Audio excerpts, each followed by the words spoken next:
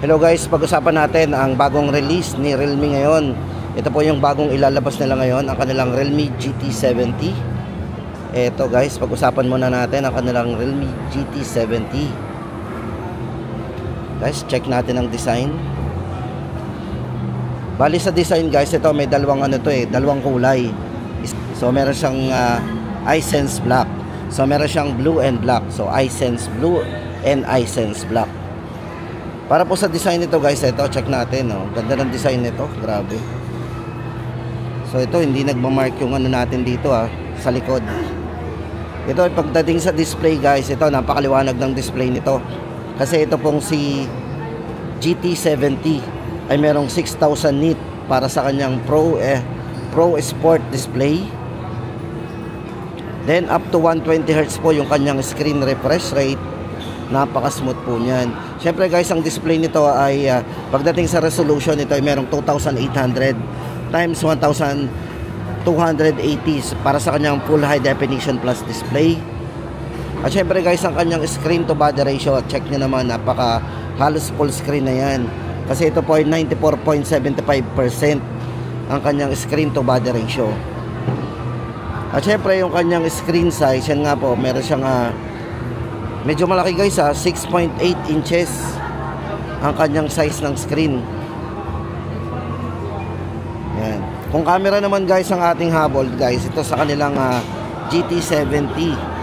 Kung camera po, meron tayong dito malinaw na camera. Ito check po natin ang kanyang 50 megapixel na camera. Tapos meron din siyang wide angle guys Ito naka wide angle yan. Then maganda po dito, napaka-stable ng camera nito. Kung example, video po tayo, ito po ay merong 4K resolution.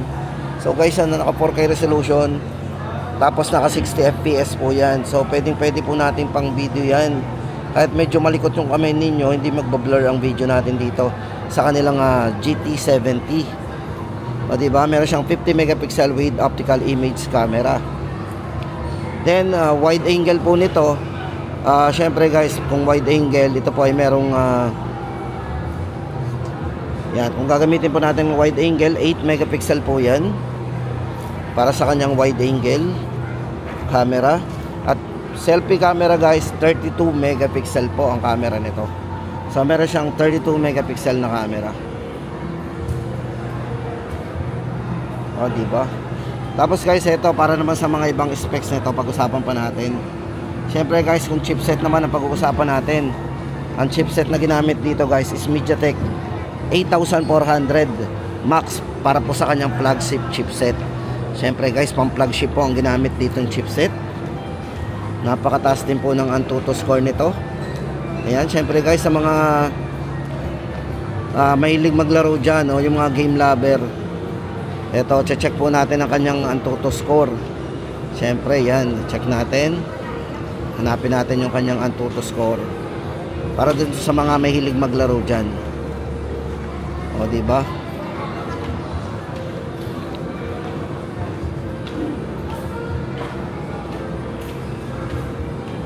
Yan guys, ito para sa kanyang Antutu score.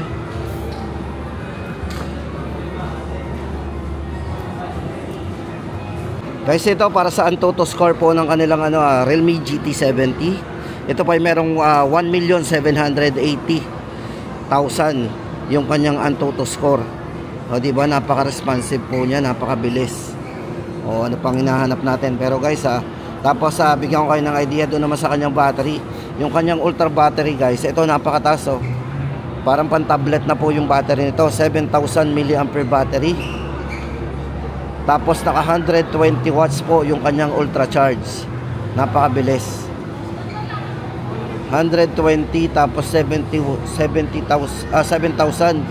mAh Titan battery po ang tawag nila dyan.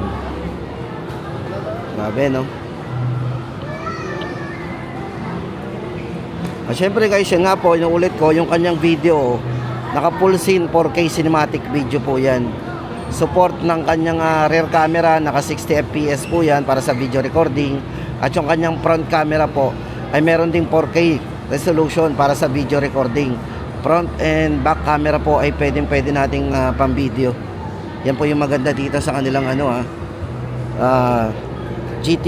GT70. O, di ba? At siyempre guys, ginamit pong camera dyan is Sony camera. Grabe. At pagdating naman sa durability guys, ito, ultra durable. Kasi ito ay naka IP69 na.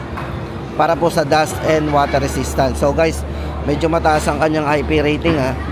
Kasi ito, pwede ito masubmerge sa tubig up to 2.5 meters ng kalalim. Kasi IP69. At syempre guys, ito ay meron ding high pressure water spray. O kahit medyo malakas yung talsik ng tubig dito, hindi basta-basta papasok ang tubig dito. At napakatibay po ng glass na ginamit dito guys, kasi ito ay naka-armor shell glass.